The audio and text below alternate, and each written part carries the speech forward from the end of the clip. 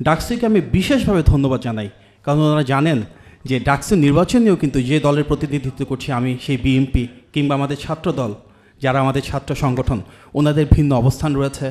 আমাদের দিক থেকে এটা নির্বাচন প্রক্রিয়া বা ফলাফলকে প্রশ্নবিদ্ধ বলা হয়েছে, তারপরও এত সম্মান দিয়ে আমাদেরকে ডেকে আনা হয়েছে।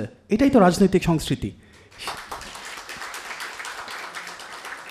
সেটিতে সাড়া দিয়ে আমি আয়োজকদেরকে বলেছিলাম আমাদের ভিন্ন একটা গুরুত্বপূর্ণ প্রোগ্রাম ছিল, সেটিকে ফেলে আমিও চলে এসেছি। এটাও তো রাজনৈতিক সংস্কৃতি। সুতরাং আমাদের নির্বাচন বিষয়ে, জাতির অগ্রযাত্রা বিষয়ে কোনো জায়গায় যদি ভিন্ন মত, ভিন্ন পথ থাকে, আমরা কেউ হয়তো কোনো নির্বাচনের প্রক্রিয়াকে প্রশ্নবিদ্ধ মনে করতে পারি, কিন্তু যদি আমাদের আদর্শ হয় একটাই, সবার আগে বাংলাদেশের স্বার্থ, বাংলাদেশের সার্বভৌমত্ব, সবার আগে বাংলাদেশ, তাহলে কিন্তু আমরা সবাই এক। সেক্ষেত্রে ম্যাটার করে না আমাদের দল কোনটা, আমাদের পথ কোনটা। আমাদের সবার কাছে তখন সামনে চলে আসে সিপাহী জনতার বিপ্লবের মাধ্যমে যে জাতীয় বিপ্লব এবং সংহতি দিবস আমরা পালন করছি, সেই 7ই নভেম্বরের যে মূল প্রত্যাশা, সেটি এমন একটি বাংলাদেশ গড়ে তোলা যেখানে আমরা শহীদ প্রেসিডেন্ট জিয়াউর রহমানের মতন করেই বহুদলীয় গণতন্ত্রকে প্রসারিত হতে দেখব। আমরা প্রতিটি রাজনৈতিক দলের ভিতর সম্মানবোধ এবং সহাবস্থান দেখব। শহীদ জিয়ার হাত ধরেই কিন্তু বাংলাদেশে বাকশালের পরে বহুদলীয় গণতন্ত্র শুরু হয়েছিল। আজকে বিভিন্ন দলের নেতৃবৃন্দ এখানে রয়েছেন। জামাতে ইসলাম যে রাজনৈতিক দল, সেটারই কিন্তু বাংলাদেশে কার্যক্রম শুরু হয়েছিল শহীদ জিয়ার সেই নীতিমালার কারণে। বিএনপিও প্রসারিত হয়েছিল, জাতীয়তাবাদী শক্তি প্রসারিত হয়েছিল, সব দল মত পথের গণতান্ত্রিক মূল্যবোধ সম্পন্ন মানুষ এক হয়েছিল এমন একটি বাংলাদেশ গড়ে তোলার জন্য, যেখানে রাষ্ট্রের মালিকানা আবারও জনগণের কাছে ফেরত যায়। সুতরাং নিবন্ধিত বা বাতিল রাজনৈতিক দলের স্বাধীনতাই শুধু বিএনপি প্রতিষ্ঠা করে নাই, শহীদ জিয়ার মাধ্যমে মিডিয়ার ফ্রিডম, বাক স্বাধীনতা প্রতিষ্ঠা করা হয়েছিল। পরবর্তীতে বিএনপি রাষ্ট্র পরিচালনার দায়িত্ব যখন আসে জনগণের ভোটে, যুবক এবং নারীদের জন্য আলাদা মন্ত্রণালয়, শিশুদের জন্য শিশু পার্ক কিংবা শিশু একাডেমি, নতুন কুড়ি থেকে শুরু করে বাংলাদেশের অর্থনৈতিক ভিত্তি প্রতিষ্ঠা করা, বিদেশে জনশক্তি রপ্তানি, গার্মেন্টস শিল্পের প্রতিষ্ঠা, নারীর ক্ষমতার মাধ্যমে বিদেশে গার্মেন্টসের রপ্তানি, প্রাইভেটাইজেশন, বাংলাদেশে ফরেন ইনভেস্টমেন্ট আনা, সবচেয়ে বেশি কর্মসংস্থান শুরু করা, এই প্রতিটাই কিন্তু জিয়াউর রহমান প্রেসিডেন্ট থাকাকালে শুরু হয়েছিল। ঠিক যেভাবে ওনার হাত ধরে খাল খনন, বৃক্ষরোপণ, খাদ্যে স্বয়ংসম্পূর্ণ বাংলাদেশ, কৃষি বিপ্লব, প্রতিটা সংগঠিত হয়েছিল। শুধু তাই না, আমাদের এই তৃণমূলের রাজনীতির একটা অংশ হিসাবে গ্রাম সরকার গঠন, নিরক্ষরতা দূরীকরণ কিংবা পল্লী চিকিৎসক সৃষ্টির মাধ্যমে সারা বাংলাদেশ জুড়ে নারীর জন্য কর্মসংস্থান সৃষ্টি করা, এই প্রতিটা জিয়াউর রহমানের বিএনপি সরকারের সময় করা হয়েছিল। আমাদের যে আদর্শ বাংলাদেশি জাতীয়তাবাদ, তার মানে কি? আমাদের ধর্ম, বর্ণ, অবস্থান যাই হোক না কেন, এই দেশটা তো আমাদের সবার, প্রতিটা বাংলাদেশি সমান অধিকার এবং সমান স্বাধীনতা থাকবে, সে যে ধর্মের হোক, যে বর্ণের হোক, যে রাজনীতির হোক। তবে এর পাশাপাশি এটাও সত্য, সংখ্যাগরিষ্ঠ মুসলিমের দেশে ইসলামী মূল্যবোধকে শহীদ প্রেসিডেন্ট জিয়াউর রহমান সবচেয়ে বেশি প্রাধান্য দিয়েছিলেন, যার কারণে কিন্তু সংবিধানে বিসমিল্লাহির রহমানির রহিম সম্পৃক্ত করা হয়েছিল। সর্বশক্তিমান আল্লাহর প্রতি আস্থা এবং বিশ্বাস স্থাপন করা হয়েছিল। আর এই কারণে আমরা বলি, ধর্মভিত্তিক রাজনীতি না করলেও বিএনপি কিন্তু সংখ্যাগরিষ্ঠ মুসলিমের দেশে ইসলামী মূল্যবোধের আলোকে ইসলাম ধর্মের খেদমতের জন্য সবসময় নিবেদিত প্রাণ ছিল। আমাদের যে ফরেন পলিসি, সেই ফরেন পলিসির অংশ হিসাবে কিন্তু আমরা নতজন পররাষ্ট্রনীতি থেকে বেরিয়ে এসে ভারতীয় আধিপত্যবাদকে ভেঙে মিডল ইস্ট এবং ওয়েস্টার্ন কান্ট্রিগুলোর সাথে অ্যালাইনমেন্ট শুরু করেছিলাম সেই বিএনপি সরকারের সময়। আমরা দেখেছি সার্ক প্রতিষ্ঠা করা হয়েছিল। ইরাক ইরান যুদ্ধে শহীদ প্রেসিডেন্ট জিয়াউর রহমান কী ভূমিকা রেখেছিলেন, জাতিসংঘে অত্যন্ত শক্তিশালী বাংলাদেশ প্রতিষ্ঠা করেছিলেন। এমনকি আমরা যারা হজ ওমরায় সৌদি আরবে যাই, সেখানে দেখব জিয়া ট্রির মাধ্যমে কীভাবে ডিপ্লোমেসি করা হয়েছিল।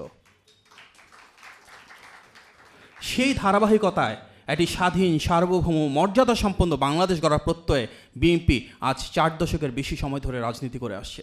দেশনেত্রী বেগম খালেদা জিয়া শহীদ জিয়ার বহুদলীয় গণতন্ত্রকে প্রতিষ্ঠা করেছিলেন সংসদীয় গণতন্ত্রের মাধ্যমে। যে নারী এবং যুব মন্ত্রণালয় শহীদ জিয়া সৃষ্টি করেছিলেন, সেই স্বাধীনতার ঘোষকের দল বিএনপি রাষ্ট্র পরিচালনা দেশে সর্বোচ্চ নারীর ক্ষমতায়ন এবং যুবকদের ক্ষমতায়ন নিশ্চিত করেছিল দেশনেত্রীর বিভিন্ন পলিসির মাধ্যমে। গত 16 বছরে আমরা দেখেছি দেশনেত্রী যেমন আপসী নেত্রী থেকে সংগ্রাম করেছিলেন, তেমনি আমাদের নেতা বিএনপির ভারপ্রাপ্ত চেয়ারম্যান জনাব তারেক রহমান সবচেয়ে বেশি মানবাধিকার লঙ্ঘনের শিকার হয়েও ওনার অবস্থান থেকে বিএনপিকে নেতৃত্ব দিয়েছিলেন, জাতিকে ঐক্যবদ্ধ করেছিলেন। ওনাকে রাজনৈতিকভাবে মোকাবেলা করতে না পেরে নজিরবিহীনভাবে আইন আদালতের মাধ্যমে ওনার বক্তব্য প্রচারেও বাধার সৃষ্টি করা হয়েছিল। আজকে আমরা সেই বাংলাদেশ দেখতে চাই যেখানে আর কখনো কারো মানবাধিকার লঙ্ঘন হবে না, যেখানে আইনের অনুশাসন থাকবে, যেখানে বাক স্বাধীনতা থাকবে। গত 16 বছরে যে গণতান্ত্রিক সংগ্রাম, সেখানে প্রতিটি রাজনৈতিক দল যার যার অবস্থান থেকে যার যার সর্বোচ্চ শক্তিমত্তা দিয়ে রুখে দাঁড়িয়েছিল। আমি যে দলের প্রতিনিধিত্ব করছি, বিএনপি অবশ্যই সবচাইতে বড় রাজনৈতিক দল ছিল বলেই আমরা যদি দেখি গুম, খুন, হামলা, মামলা, মানবাধিকার লঙ্ঘন প্রতিটি ক্ষেত্রে সবচেয়ে বেশি ত্যাগ সংগ্রামের মধ্য দিয়ে আমরা গিয়েছি। তবে প্রতিটা রাজনৈতিক দলও যার যার অবস্থানের উপর ভিত্তি করে যার যার সর্বোচ্চ শক্তিমত্তা প্রয়োগে ত্যাগ সংগ্রাম করেছিল। আগামীর বাংলাদেশ যদি আমরা গড়ে তুলতে চাই, তাহলে সে জবাবদিহি তার সংস্কৃতি লাগবে।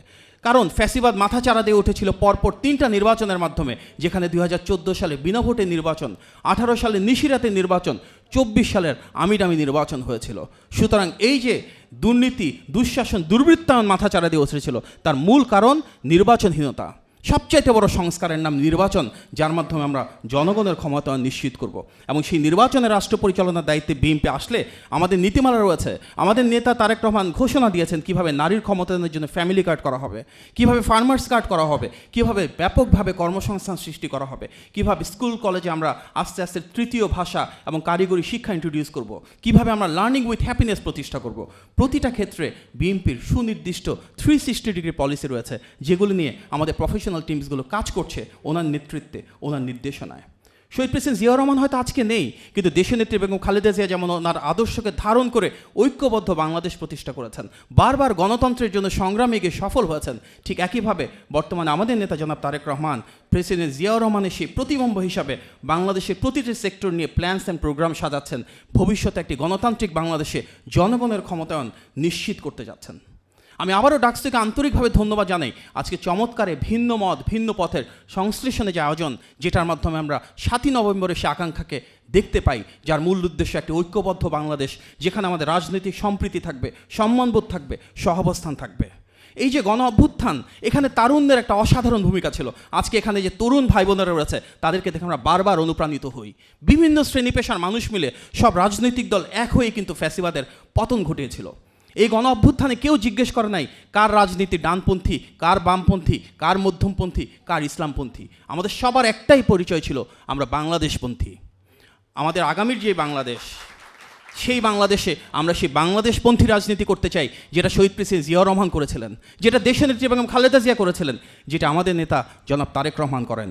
সেই বাংলাদেশপন্থী রাজনীতিতে আমরা চাই পলিটিক্স অফ কনসোলিডেশন, যেখানে প্রত্যেকের সাথে আমরা কাজ করতে চাই, যেখানে আমাদের ন্যাশনাল ইন্টারেস্ট বা রাষ্ট্রের স্বার্থ, রাষ্ট্রের সার্বভৌমত্ব সবচাইতে বেশি প্রাধান্য পাবে, যেখানে আমরা স্টেট ক্রাফটকে এমনভাবে সাজাবো যেন সেখানে একটা আর্ট অফ স্টেক হোল্ডার হয়। প্রত্যেকটা মানুষ, প্রত্যেকটা শ্রেণী, প্রত্যেকটা রাজনৈতিক দল যার যার অবস্থায় সর্বোচ্চ মূল্যায়ন পায়। সেই বাংলাদেশপন্থী রাজনীতি ইনশাল্লাহ আগামী ফেব্রুয়ারি মাসে জাতীয় নির্বাচনের মাধ্যমে প্রতিষ্ঠিত হবে। যারাই রাষ্ট্র পরিচালনার দায়িত্বে আসে, প্রত্যেকটা প্রো ডেমোক্রেসি স্টেক হোল্ডারকে নিয়ে আমরা কাঁধে কাঁধ মিলিয়ে কাজ করব। ঠিক যেভাবে ফ্যাসিবাদের বিরুদ্ধে রুখে দাঁড়িয়েছিলাম, সেভাবে ইনশাল্লাহ জনগণের ক্ষমতা নিশ্চিত করব। ডাকসুকে ধন্যবাদ, আপনাদের সবাইকে ধন্যবাদ। ভিন্ন মত এবং পথের এই জোয়ারের মাধ্যমেই আগামীর বাংলাদেশে ইনশাল্লাহ যদি বিএনপি রাষ্ট্র পরিচালনা আসলে, আমরা সবাইকে নিয়ে একসাথে আগামীর ঐক্যবদ্ধ, জবাবদিহিমূলক, স্বচ্ছ রাষ্ট্র ব্যবস্থা গড়ে তুলব ইনশাল্লাহ। ধন্যবাদ। আসসালামু আলাইকুম।